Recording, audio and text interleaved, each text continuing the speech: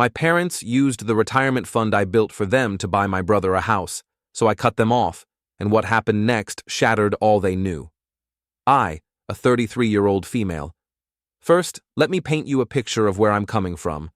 I'm a senior software engineer at a mid-sized tech company in Cleveland, not one of those Silicon Valley giants, but decent enough that I can afford a nice condo and don't have to stress about buying name-brand cereals.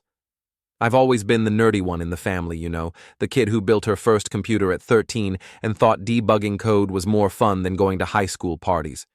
Not that I was totally antisocial or anything. I just had different priorities than most kids my age. Growing up, we were your typical middle-class Midwestern family. Dad worked his tail off in construction for over 30 years, coming home every day with a new story about some crazy thing that happened on the job site. His hands permanently calloused from decades of hard work. Mom taught third grade at the local elementary school, the kind of teacher who'd spent her own money on classroom supplies and knew every student's birthday by heart. We lived in this modest 3-bedroom house in the suburbs, nothing fancy, but it was home. Then there's my brother, Jake, a 29-year-old male, the golden child extraordinaire.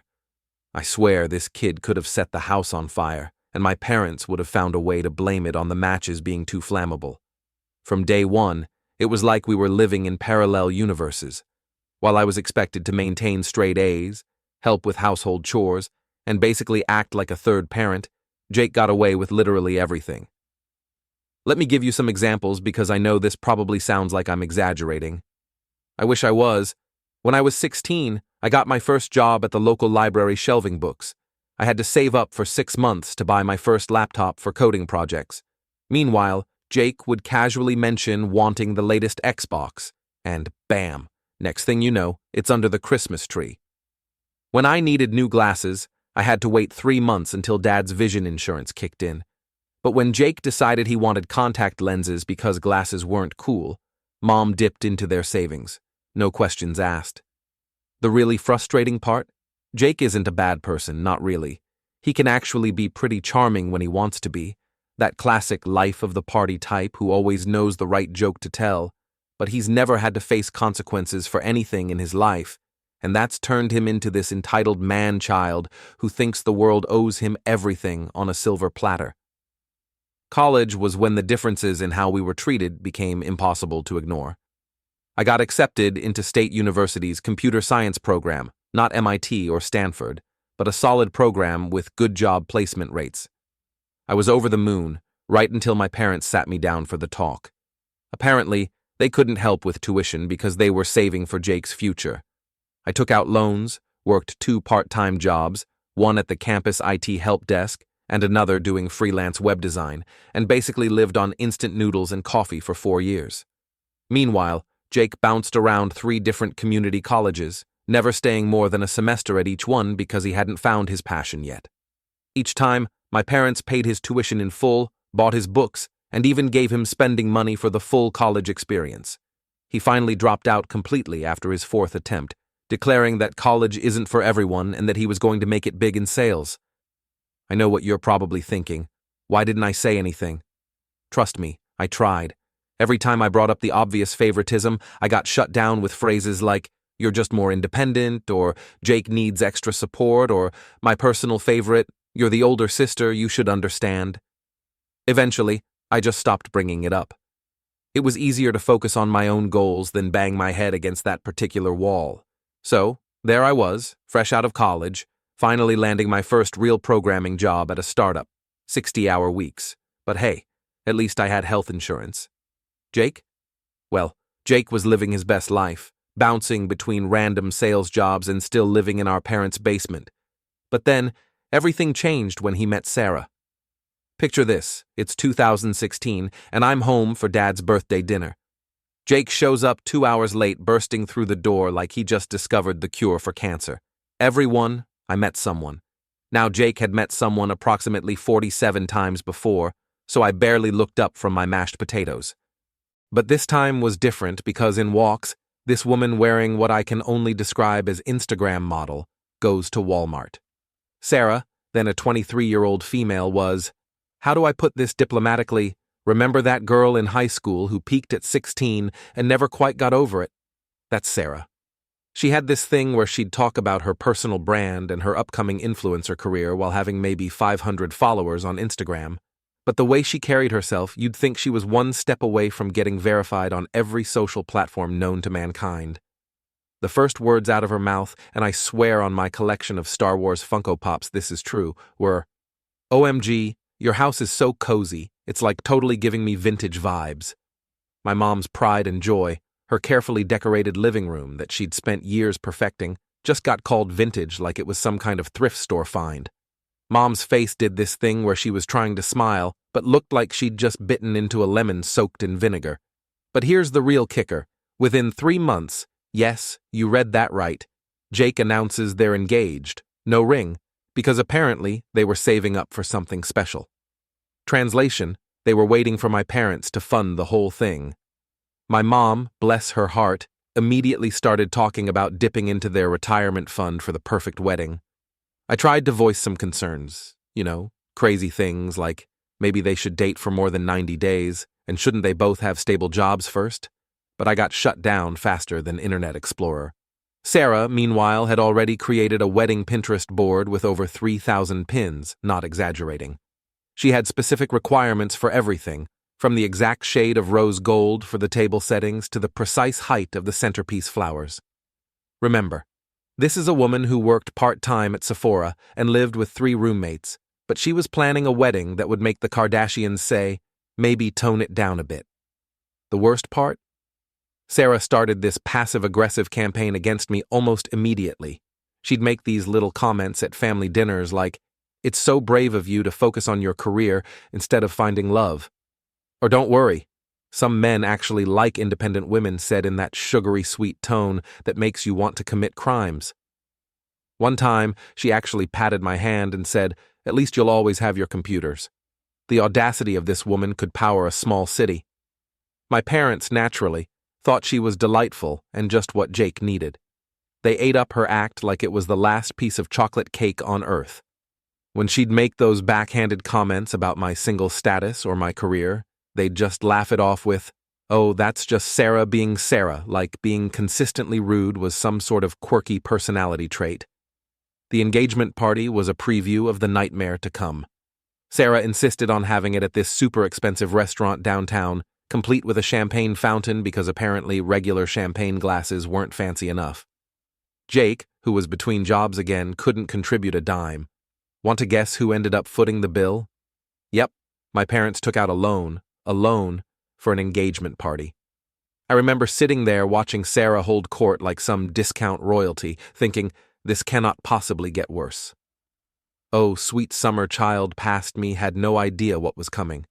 The engagement party was just the appetizer in this 5-course meal of chaos. That night, my mom pulled me aside and asked if I'd consider being a bridesmaid. Before I could answer, Sarah swooped in and said, "Oh, don't worry about it. I wouldn't want to stress you out with all the dress fittings and parties. Plus, the bridesmaid dresses might not come in your size. I wear a size 8. The dresses came in up to size 24. But sure, Sarah, tell me more about how you're just looking out for me." Sarah transformed into the final boss of Bridezillas. She literally, and I mean literally, made a PowerPoint presentation for my parents about why they needed to spend at least $50,000 on her dream wedding. Her reasoning? Jake and I are going to be influencers, and these photos will launch our brand. I wish I was making this up. The venue she picked was this ridiculous historic mansion outside Cleveland that cost more per hour than I made in a week at my first programming job. When my mom gently suggested something more affordable, Sarah burst into tears and said, "But I've already announced it on Instagram. I can't disappoint my followers." Those mysterious followers must have been invisible because, last time I checked, her most popular post was a blurry photo of her Starbucks drink with 43 likes. Now, here's where things get really wild. My parents, who had been telling me for years that they were carefully saving for retirement, suddenly revealed they had a special occasion fund. Plot twist. It was their actual retirement savings. They emptied their 401k, paid the early withdrawal penalties, and took out a second mortgage on their house. All for one single day. The dress saga deserves its own paragraph. Sarah didn't just buy a wedding dress, she bought 4. Yes, you read that right, one for the ceremony, one for the reception, one for the sunset photos, and one for the exit. Each dress cost more than my first car. When I pointed out that she'd only wear each dress for a few hours, she looked at me like I'd suggested she get married in a trash bag and said, "Well, some of us care about creating magical moments." This from someone who still had an outstanding balance on her Forever 21 credit card. The day of the wedding was like watching a slow-motion train wreck while being forced to wear hideous dress that Sarah definitely picked to make all the bridesmaids look bad. Oh yeah, she eventually made me a bridesmaid after my mom threw a fit, but I was stationed at the very end of the line, behind Sarah's second cousin's roommate's sister, who she'd met exactly once. Everything that could go wrong did go wrong, but in the most expensive way possible. The luxury caterer served raw chicken, the DJ played the wrong first dance song, and the professional photographer, who turned out to be one of Sarah's Instagram mutuals trying to build her portfolio, somehow managed to blur almost every single photo. But Sarah's reaction to these disasters was what really took the cake. Instead of dealing with the problem, she had a full-on meltdown during the reception. I'm talking mascara running, fake tan streaking, full-on, "This is the worst day of my life" screaming match with the wedding planner. Jake just stood there, looking lost, probably wondering if he could sneak out for a smoke and never come back. My parents spent the whole time running around trying to fix everything while I sat at my table, stress-eating wedding cake, and wondering if anyone would notice if I ordered a pizza. The real gut punch came at the end of the night when I overheard my dad talking to the venue manager about putting the final balance on his credit card because the check they'd written bounced. My mom was in the bathroom crying because they'd just gotten a text that their mortgage payment had been declined. Meanwhile, Sarah was complaining that the lighting wasn't optimal for her Instagram stories. But here's the kicker, and this still makes my blood boil when I think about it. During the father-daughter dance, Sarah looked right at me and said, loud enough for nearby guests to hear, "It must be so hard for you to watch this, knowing you might never have a wedding of your own. But don't worry, you can live vicariously through my perfect day." I had to physically restrain myself from pushing her into the chocolate fountain. The next day, while everyone was dealing with their hangovers and regrets, Sarah announced she was taking a break from social media because the wedding photos weren't aesthetic enough for her feed. My parents were left with $78,000 in debt, yes, you read that number right, and Jake and Sarah had the audacity to complain that they didn't get enough gift cards to complete their home furnishing wish list. I tried to talk to my parents about their financial situation after the wedding, but they kept insisting everything was fine. "We'll figure it out," my mom said while cutting coupons for the first time in her life. At least Jake is happy. But was he? Every time I saw him after the wedding, he looked like a man who just realized he'd signed up for a lifetime subscription to chaos with no refund policy. Little did I know, this wedding was just the warm-up act. The real show was about to begin, and let me tell you, it makes this $78,000 disaster look like a budget backyard barbecue. After the wedding disaster, I threw myself into my career like it was the last season of my favorite Netflix show. The startup I was working for got acquired by a bigger tech company, and suddenly my stock options were worth actual money instead of just hopes and dreams. I'm not talking buy a yacht money, but definitely maybe I can finally pay off these student loans money. The acquisition meant I got promoted to lead developer, which came with a pretty sweet salary bump. I finally moved out of my shoebox apartment, the one where the bathroom door couldn't fully open because it hit the toilet, and bought a condo in a decent part of town. Nothing fancy, but it has in-unit laundry and a balcony big enough for some plants, which basically makes it a mansion by millennial standards. Meanwhile, Jake and Sarah's influencer empire was going about as well as you'd expect. Sarah had upgraded from posting blurry Starbucks photos to posting blurry photos of their dinners at Olive Garden, but her follower count was still hovering around 800, half of which were definitely bots. Jake kept jumping between sales jobs, always with the same pattern: start strong, make big promises about becoming top seller, then either quit or get fired within 3 months because the company didn't align with his values. Translation: they expected him to actually work. Here's where things get complicated. Remember how my parents drained their savings and took out loans for the wedding? Well, the bills started coming due. My dad's construction work was getting harder on his body. 30-plus years of heavy lifting will do that to you. He started having serious back problems, and their health insurance didn't cover most of the treatments he needed. Mom was still teaching, but her salary barely covered their regular expenses, let alone the mountain of debt they'd accumulated. One night, my mom called me in tears. Dad's back had gotten so bad he couldn't work anymore, and they were 3 months behind on their second mortgage. Without thinking twice, I set up automatic payments to help them cover their bills. I even created a separate retirement account for them, putting away about $2,000 each month. It wasn't easy. I had to cut back on my own expenses and say goodbye to my dreams of getting a Tesla. Stuck with my reliable but decidedly unsexy Hyundai. But they're my parents. What else could I do? Sarah's reaction to all this? She started making these snarky TikToks about toxic productivity and how some people think money is more important than family time. This from the woman who once tried to start a GoFundMe to buy herself a Gucci bag because it would help her brand. The audacity of this woman could power a small country.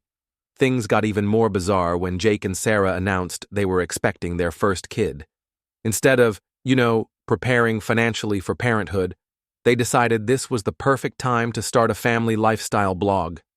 They actually asked me to build them a website for free because exposure is better than payment, and I'm just sitting at a computer all day anyway.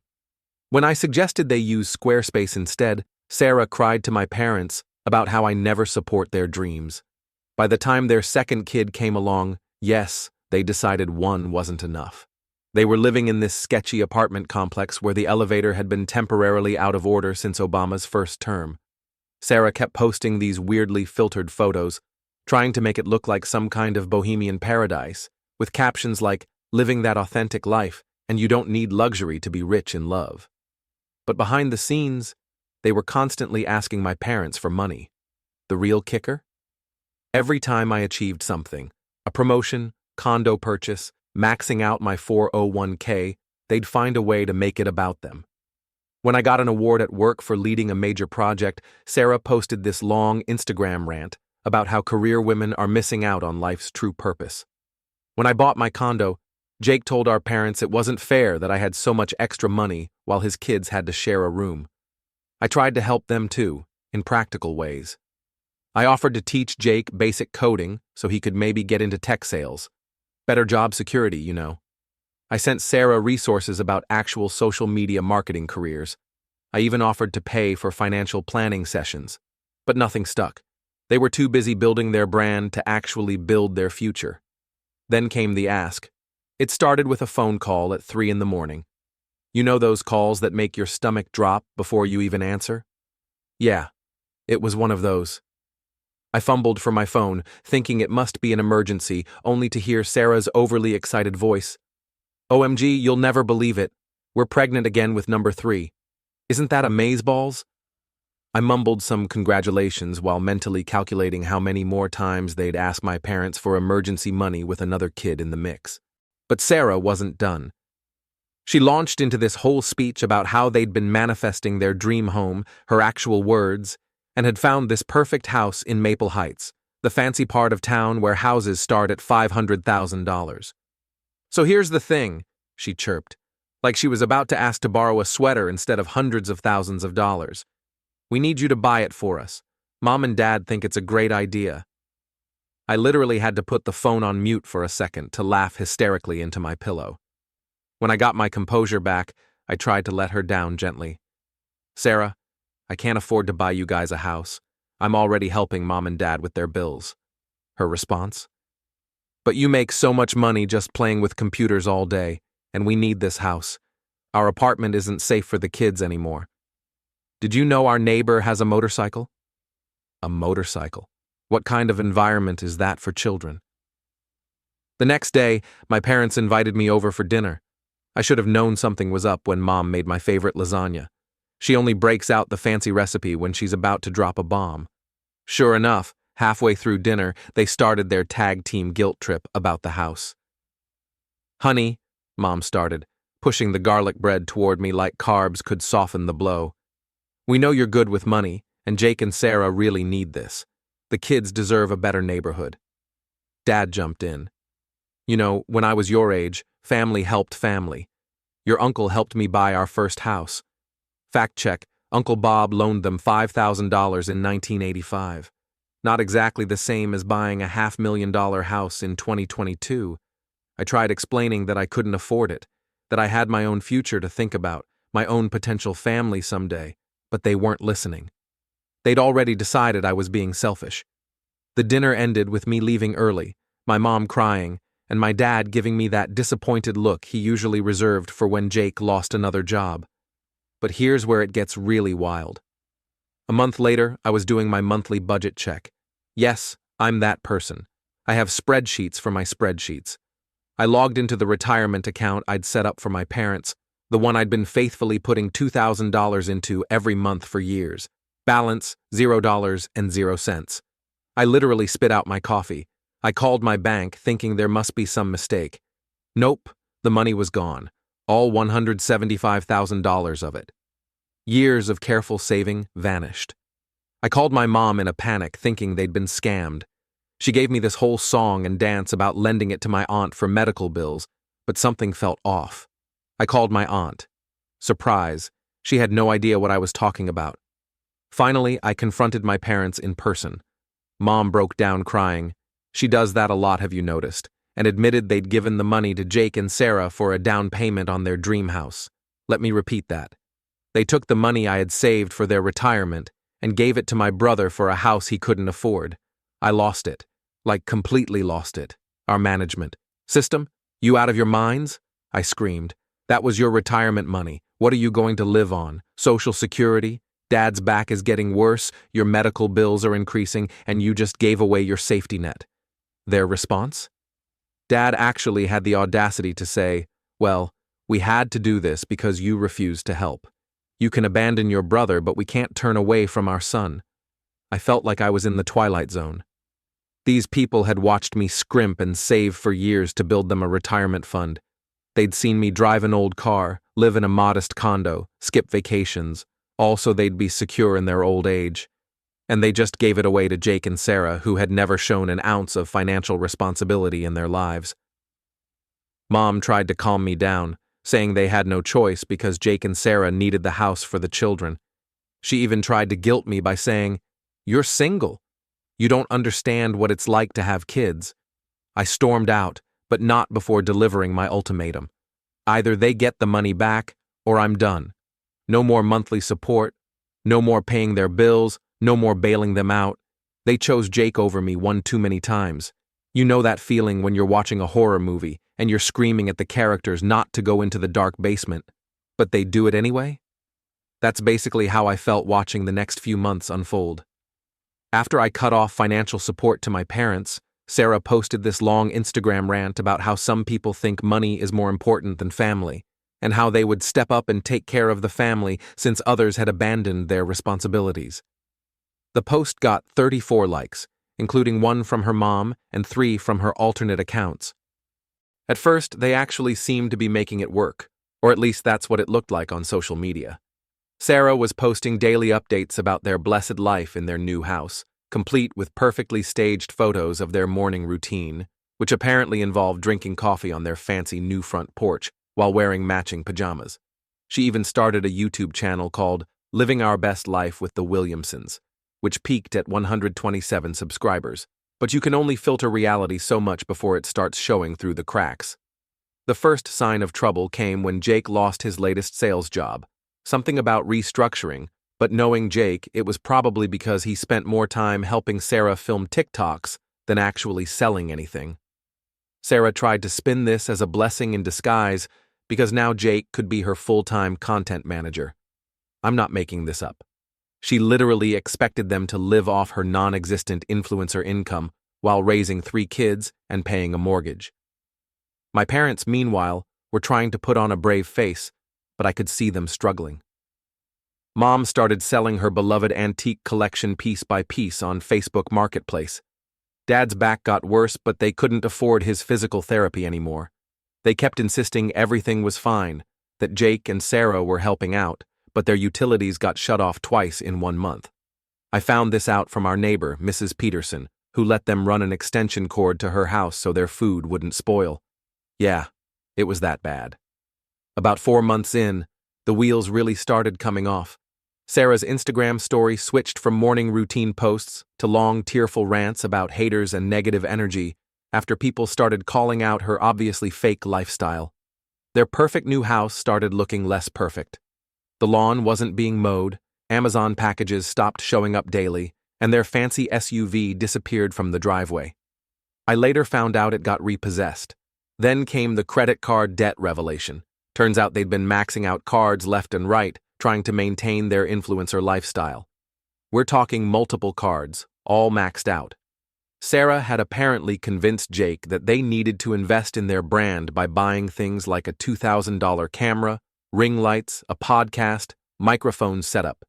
They recorded exactly 2 episodes of a podcast called Manifesting Your Best Life Before Giving Up, and countless props for their social media posts. The breaking point came when my parents finally grew a spine and demanded Jake and Sarah start paying them the monthly allowance they'd promised. Sarah actually laughed in their face and said, "We're investing in our future right now. Once we hit 10,000 followers, we'll be making enough to support everyone." This from a woman who couldn't even get 50 likes on a post unless she bought them. I got a call from Mom at 2 in the morning one night. She was crying, shocking, I know, because their electricity had been shut off again, and this time Mrs. Peterson was out of town, so they couldn't even run an extension cord. Dad's Medicat Ion needed to be refrigerated. I'll admit, I almost broke and helped them, but then Mom said something that turned my heart to stone. If you had just bought Jake and Sarah the house in the first place, none of this would have happened. That's when I realized nothing had changed. They were still blaming me for their problems, still enabling Jake and Sarah's delusions, still refusing to accept reality. So I stayed strong and suggested they ask their precious son for help.